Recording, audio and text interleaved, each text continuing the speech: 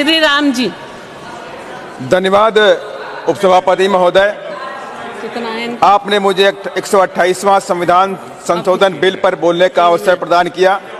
साथ ही मैं आभार व्यक्त करता हूं अपनी पार्टी की मुखिया बहन कुमारी मायावती जी का, जिन्होंने मुझे इस बिल पर बोलने और देश की ऐतिहासिक पार्लियामेंट और नई पार्लियामेंट में समाज सेवा और देश सेवा करने का गौरव प्रदान किया।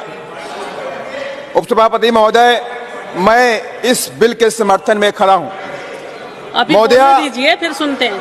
महोदय 20 जुलाई, मैं बाबा साहब की कुछ बातों को दोहराना चाहता हूं।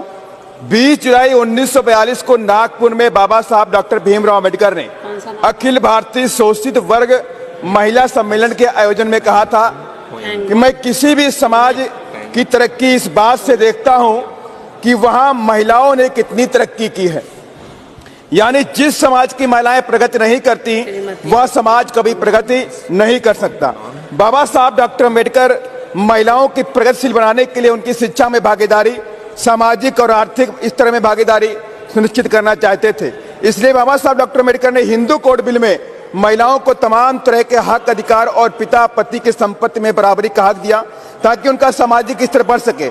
शिक्षा और नौकरियों का अधिकार भी संविधान में देने का काम किया। संविधान के प्रेम्बल में जस्टिस और इक्वलिटी की बात बाबा साहब ने कही।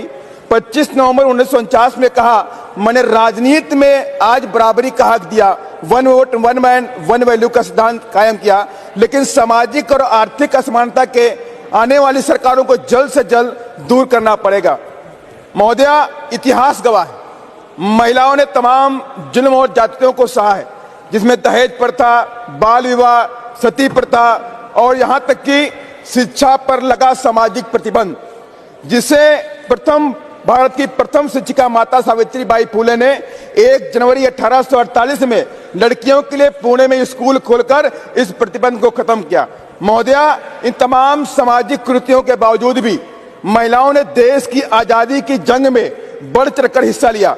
चाहे रानी लक्ष्मीबाई हो, सरोजिनी नायडू हो, बेगम हजरत महल, झलकारी बाई कोरी, उदा देवी पासी, बिजली पासी, चाहे मुजफ्फरनगर की महावीरी देवी वाल्मीकि, यहाँ तक कि दुर्गा देवी, जिनको दुर्गा भाभी के नाम से जाना गया, चाहे सिक्किम से हेलेन लेप्चा हो उर्फ सावित्री देवी हो, नागालैंड से चाहे रानी जायदिन लियू हो, चाहे वो गोरखा से पुतलीमाई देवी जी हो, इन सभी महिलाओं ने तमाम महिलाओं ने अपने प्राण देश की आजादी के जंग में न्यौछावर भी करने का काम किया है। यही नहीं महोदया, जब मैं एग्जाम्पल देना चाहता हूँ, बस मैं खत्म कर रहा हूँ। महिला सशक्तिकरण को लेकर के उत्तर प्रदेश में बहन जी मुख्यमंत्री थी, तो माननीय बहन जी ने उत्तर प्रदेश के तमाम महिला कॉलेज खोले। मैं खत्म कर रहा हूँ, 1 मिनट खत्म कर रहा हूँ। माता सावित्री बाई फुले शिक्षा योजना भी शुरू करी, जिसमें 25,000 रुपए और साइकिल देने का काम किया।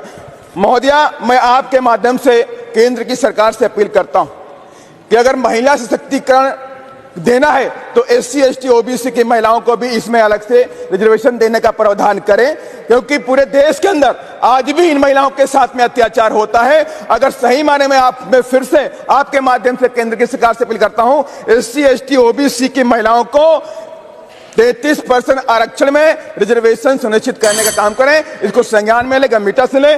धन्यवाद।